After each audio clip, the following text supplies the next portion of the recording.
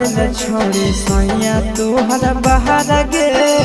छोड़ देना ससुर छोड़ी चल आना नैहर गे दहल भात से बेसी माँ जाई तो पूरी तरकारी में दहल भात से बेसी माँ जाई तो पूरी तरकारी में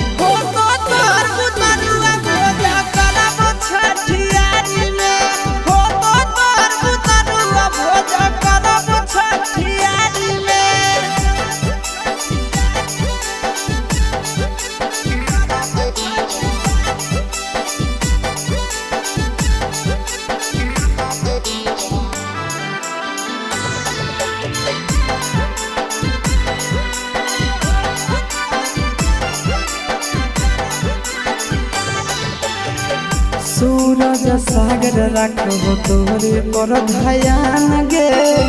जहिया से